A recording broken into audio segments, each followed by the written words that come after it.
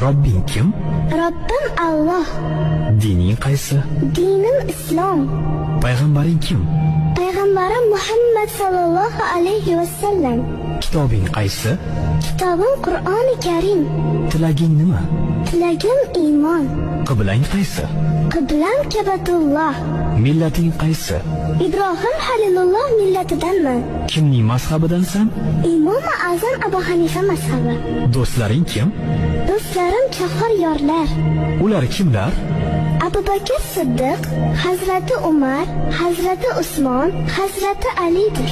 Qachondan beri musulmonsan? Al-Misaqdan beri. Al-Misoq nima? Alloh taolo ruhimizni yaratib, ulardan va'da olgan kun. E'tiqoding qaysi?